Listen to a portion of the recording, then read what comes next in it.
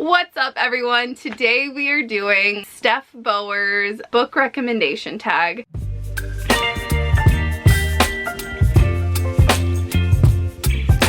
Really like the idea of it because you really don't see as many tag videos anymore. There are a lot of challenges going on right now, which are very fun in and of themselves, but they are very challenging and time consuming. So I thought it would be fun to just sit down and chat some books and do the book recommendation tag. I will be sure to link her original video up here, and it will be down in the description below. If you haven't had the opportunity to watch it yet, go check it out. For those of you who don't know me, hey, my name's Elise. Welcome to my channel. There are so many new friends with us today. You guys blew up this video. Thank you so much and welcome. I'm so excited to talk books with you guys. And if you're not new to my channel, what's up? Welcome back. As always, it's so good to see you guys here. Thanks for stopping in and choosing to click on my video out of the gazillion of them. So I appreciate you. Okay, let's get into this video. You guys, I literally filmed that intro like 5 times. We're at a struggle bus today.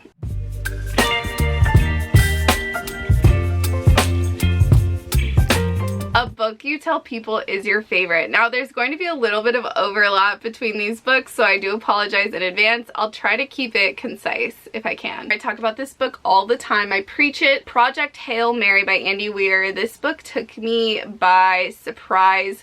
I thought it was going to be good, but I didn't expect it to be so nuanced and have so much adventure and science and humanity and hope.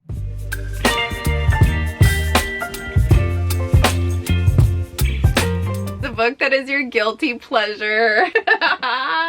Not just a book, but a series. I picked this series up a few years ago, kind of before the craze started happening actually. I was reading it on Kindle Unlimited. This series brought me so much joy during a time when there was not a lot of joy in the world, or a lot of people were struggling. It was during the pandemic and I was away in South Korea without my family. I would have lost my job and my health insurance if I had come home to see them, and there wasn't a way for them to come see me. I was very lonely and sad, and it was just a tough time, and this series has brought me so much joy. It's a little bit silly, but it's my guilty pleasure. Ooh, number 3.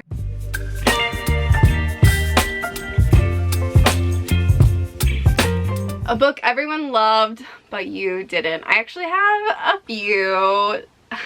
I feel bad because it's not for lack of trying. Like, I went into these books really wanting to love them, and maybe that's why I didn't love them as much. But first one we have Cruel Prince. Just couldn't get into the writing style. I know everyone loves that Jude and Carden are so mean and it's so different in that way, but I don't like the meanness. It's just, I want nice people. I want to read about nice people. Anyway, okay, that I actually physically have on me is Ugly Love. The writing was beautiful and the steam was steamy. Not complaining about that. However, the core of the story is Tate is a college student and she's living with her brother for a little while, and across the hallway is Miles, who is a pilot, and they kind of get into this friends with benefits. Like, full disclosure, friends with benefits. They know what's going on. And then Tate starts growing feelings, decides she wants more. Miles doesn't. She's like, I know he wants more. I'm gonna make him want more. And then just hurts herself over and over and over and over and over and over again. Couldn't get into it. I'm sorry.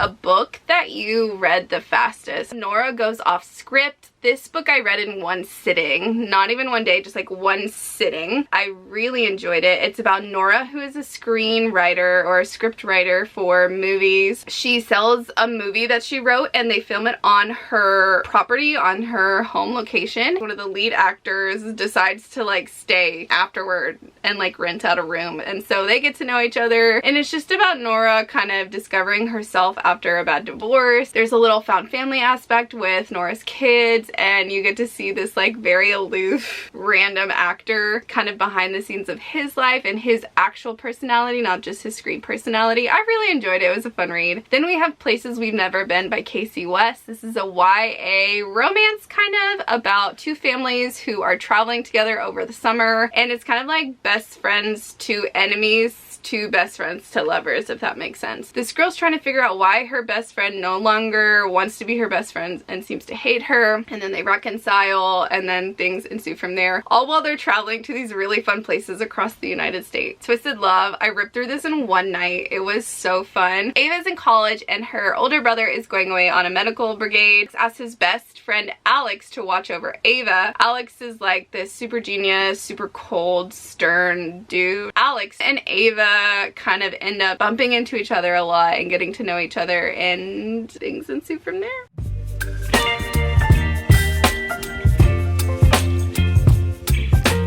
Then we have a book that deserves more hype. Now in my mind, this is also an underrated book. I have a few suggestions for you guys because obviously I can't just choose one. First and foremost, I have the Air Awakened series by Elise. I love this series so much. I've read it like 3 or so times, and my mom bought me this omnibus edition. It's gorgeous. I can't wait to annotate it one day. This series follows Vala, who is a librarian, which we love. We love books and librarians. One night she gets asked to help find research and notes to help save the prince. The prince is injured or ill. Just find things and send it to help. And in doing so, she kind of manifests magical powers. Come to find out, she is what they call an air walker, because the magic that they have in this world is elements-based. So there's water, air, earth, and fire. So I know you're thinking Avatar: The Last Airbender, and in a way, but it's so different from Avatar: The Last Airbender. It's very unique in and of itself. Anyway, Vala manifests her powers. So this kind of sets off a series of events. She gets to know the prince that she helped save and help grow and strengthen her powers and learn more about the history. And of course there's a war going on between people who don't want the airwalkers around, so it's very adventurous. There is a subplot of romance, very found family. Give the series a try. Okay, one more underrated book I'm going to suggest to you guys is The Royals Next Door by Karina Hall. This was enemies to lovers. I thought it did a really great job of being humorous and having romance, but also tying in those deeper things and writing about them and talking about them in a way that wrapped them up really well, because I feel like some romances, sure, deeper things are present, but they don't always go into depth. But this one I thought did a really good job. Piper Evans and her mom live on this easement next to like this mansion. It used to be like the servants' quarters, but they bought it, and so they live there and they share a driveway. Well, one day Piper comes home from work. This very stern, very grumpy man named Harrison is blocking her path and won't let her go through. So that ensues like this kind of rivals, enemies situation. They very much don't like each other, but they have to manage because they literally live on the same property. Come to find out, Harrison is the security guard, the head security guard of this royal couple who's moving in next door. It's very like Meghan and Harry-esque kind of situation, but what I really liked is that the royals aren't the main characters of the story. Like, they do pop in, they are present, but they aren't the main focus of the story, and I also really enjoyed that. I just really like this book. I think it's underrated. I haven't seen that many people talking about it, so check it out.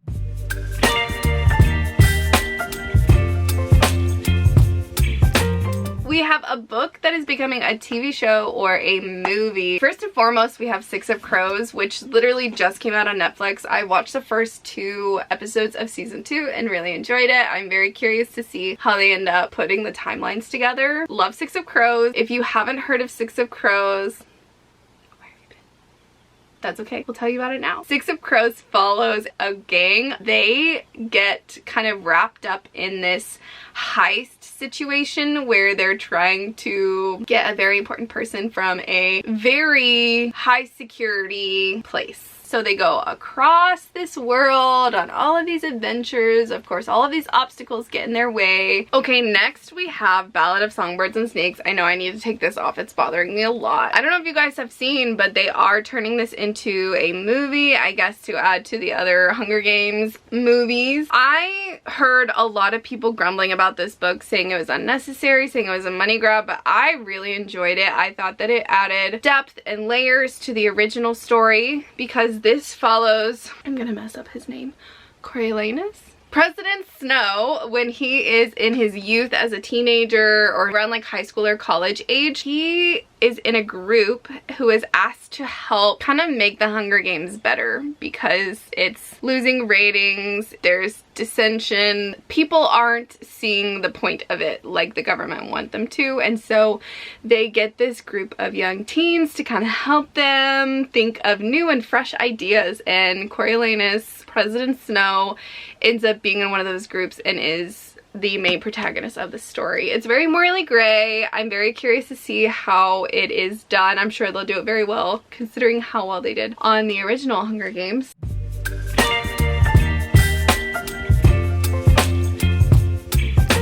The book that you have reread the most. Ella Enchanted. I read this book probably every year. It's such a special book in my heart because I just think it tells the story of hope and about relying on yourself. It also shows the story of kindness and adventure and love, and I just love all of those things combined. Then we have Thrill Ride, which is just a very short YA rom-com that I picked up years and years ago. Very easy read. This is the story that got the wheels turning for me to work at Disney one day. This book follows Meg, who goes to a amusement park in like Michigan or along the Great Lakes and works at an amusement park over the summer. She experiences being away from home for the first time, making her own friends, having a roommate for the first time, and kind of some difficulties with long distance, and I just really thought it was short and sweet and tackled all of that really well, and so I love that book so much. I reread it like every year.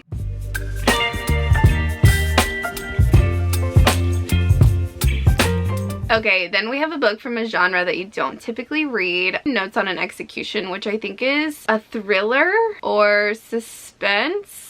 I'm not sure, but I go really into my thoughts as I'm reading it and after I'm reading it during my swapping screen time for reading time. If you want to get in-depth thoughts, go check out that video. But Notes on an Execution follows Ansel, who is on death row. He has 12 hours to live. So we bounce back and forth between his perspective, where this man is like, I'm on death row, I did these things, but I know in a parallel universe, I probably wouldn't have done these things and I would be a good person. So he believes in like these parallel universes where one choice changes the entire trajectory of your life and your future. Then it bounces between three women who have had an impact, or he has had an impact on their lives, or vice versa. And it follows his mom, his wife's sister, and a lady who at one point was in an orphanage with him and later becomes the detective on his case. It's really fascinating because we get to really know these characters and their situations. I think I totally forgot to mention why he's on death row, and that's because he killed 3 women, and I'm not going to go into many more details. The reason that I suggest this book is because the writing style is so evocative. It really created a visceral reading experience for me. I felt like I could feel the situations and the feelings and the moments that those characters were in. The description of the writing is phenomenal. I just really enjoyed this book and I highly recommend it. Although definitely check the trigger warnings.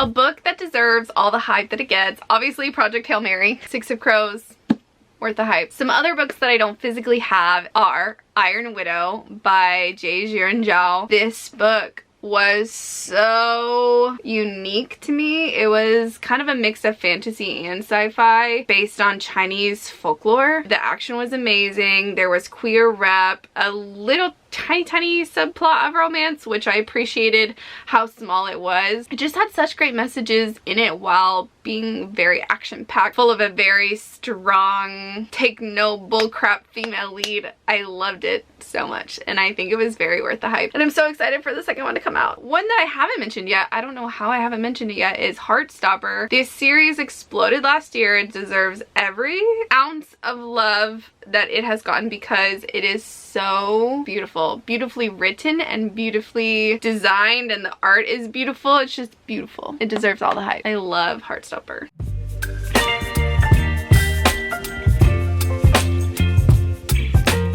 book that you recommend when people ask you for a recommendation. Now, I kind of like to talk to the people about what they like to read because not everyone likes the same things as me, and I have a few options. Number one would be for YA, and if a young adult or maybe someone who's just kind of getting out of young adult reading asks me what to read, I would say The Places We've Never Been, because this was so beautifully written in my opinion. I thought that it handled the topics of being a teenager, family members going away to college, family members getting sick, friends not necessarily being your friend anymore. It just had a lot of really great topics that were talked about and handled really well, along with the adventure of traveling. So that's why I recommend that book. If they are new to fantasy, I will recommend them A Court of Thorns and Roses. I just love the plot lines of these. I love the female leads. I love how well-rounded these stories are, in my opinion. This book starts off following Feyre. She lives in this hovel in the middle of the woods. It's the middle of winter. While she's hunting, she kills a wolf. Well, apparently that wolf belonged to a Fey royal who comes and claims Feyre's life for the one that she killed. So off she goes into the world where the Fey and the fairies live. So ensues this adventure where Feyre's trying to get back to her family. She is with this Fey royal named Tamlin and getting to know him and his world, which is not as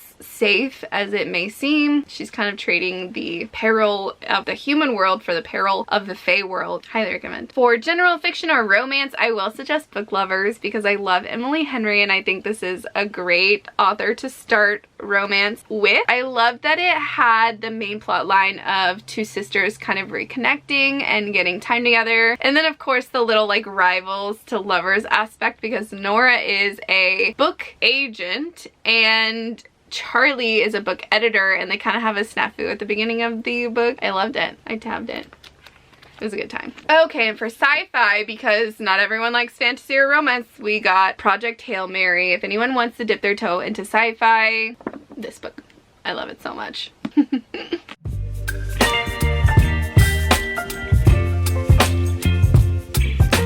Book that has your favorite characters. Immediately we're gonna go straight back to Nora from Book Lovers. There were so many things I highlighted in this book and I was like, that's literally me, and I loved Nora because of that. She's just kind of quirky and weird, but very like hardworking when she has her goals, very loyal to her family, sassy. I am obsessed with Rowan from the series. He doesn't show up until the third book, but Rowan is my #1 book boyfriend and I want to meet him so badly. If you don't know what Throne of Glass is, it follows Selena, who is an assassin. They are asking her to compete in this competition to kind of be the king's right-hand man and do all of his little dirty work. So that's where the series starts. There's a lot more to it. Like I said, Rowan doesn't come in until the third book and a lot of things happen and change in between then, but also Aylin's pretty badass too.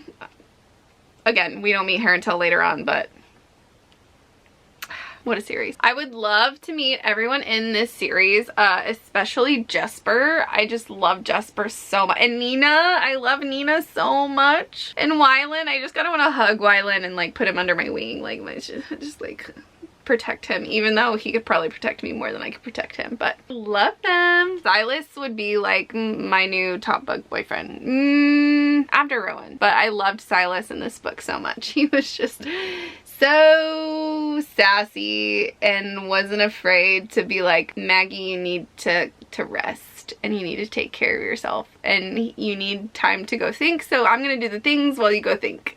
And I loved that. It was so funny and sassy too. Maggie Moves On follows Maggie, who is a house flipper and YouTuber. She films and edits and flips houses and like uploads it weekly on YouTube, and she moves around from place to place to place to place to place doing this. That's her living. But she starts renovating a new house in rural Idaho, and Silas is her landscaper that she hires. Things just don't kind of go as planned, and Maggie does a lot of thinking about whether she needs to keep moving on or not.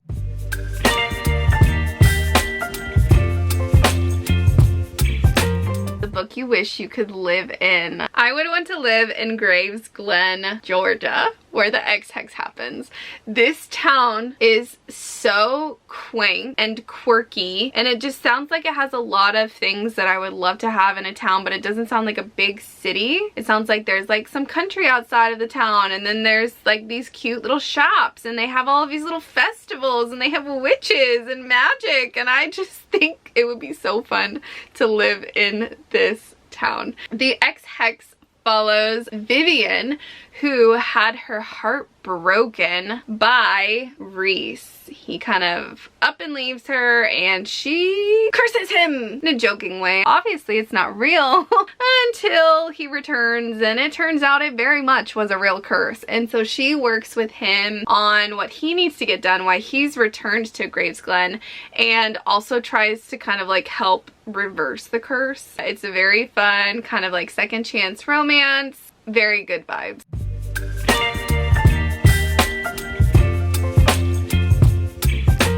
A book you thought that you would hate but you ended up loving. First things first, we have I Spy and Barbarian.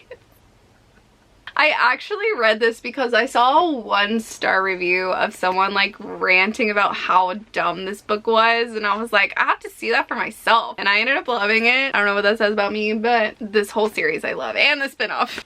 Next we have Every Summer After. I was really nervous because everyone said that the plot twist at the end, or like the big reveal, you either were okay with it or you hated it, and I was so worried I was gonna hate it, and I didn't. I was okay with it. Like, I understood it. Again, I don't know what that says about me. This book follows Persephone, also known as Percy. Percy's family moves into the cottage, which is right next to Sam's. They become best friends in their youth. But back to the present timeline, and Percy and Sam no longer talk. They haven't talked for like 12 years or something like that. But a death of someone they both knew kind of brings them together. You're bouncing back and forth between the current timeline, where they're just now seeing each other for the first time in 12 years, and the past timeline where they became friends, and then they became more than friends, and kind of what caused them to no longer talk.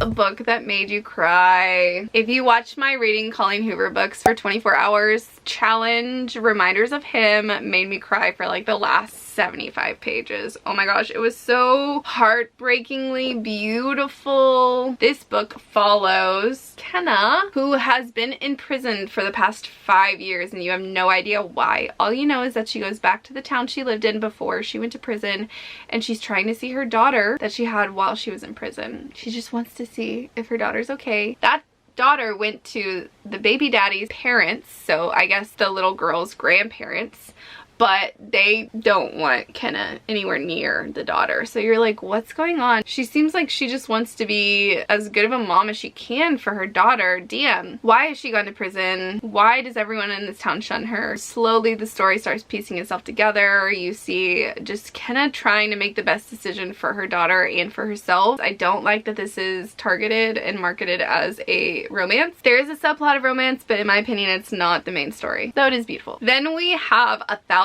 Boy Kisses. This story I listened to an audiobook, and I was sobbing. Oh my gosh, the male narrator just, there was so much emotion in his voice. He did a fantastic job. This story follows 2 best friends who grew up together, and then they became more. They started dating in high school, and then the young boy, I forget his name, but he is from Norway, and his family has to move back to Oslo for a business trip, but they're like, we'll come back, we'll come back, we'll come back. Finally they do move back, but what we find out is that the girl he was best friends with just like shut him out. Didn't hear a thing from him. He tried and tried and tried to get in contact with her and couldn't, and so he moves back. She's still there. She never thought she'd see him again. Anyway, it's like a second chance romance. It's very sad. I will just let you know, but it was beautiful. Okay, last one, A Court of Wings and Ruin. The third book was going on. I won't tell you what this one's about, but that final scene had me sobbing. That's all I'm gonna tell you.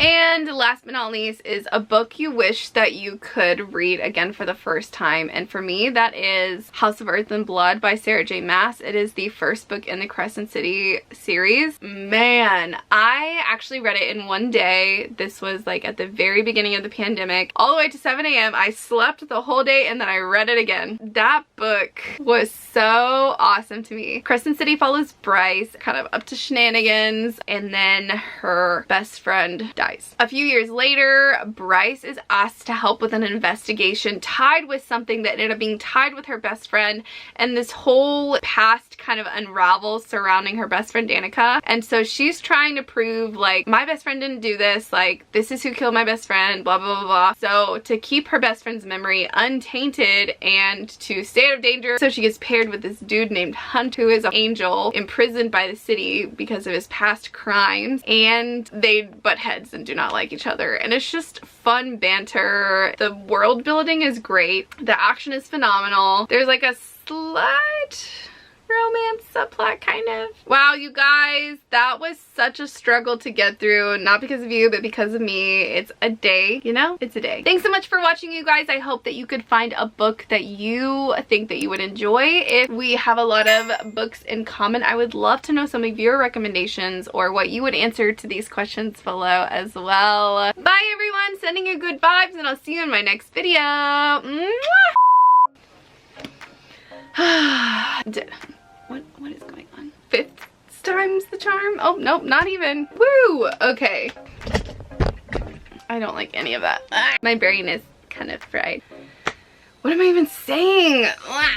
And the other one is... Okay, what is going on? Okay. Although, check the truth. We have a book or...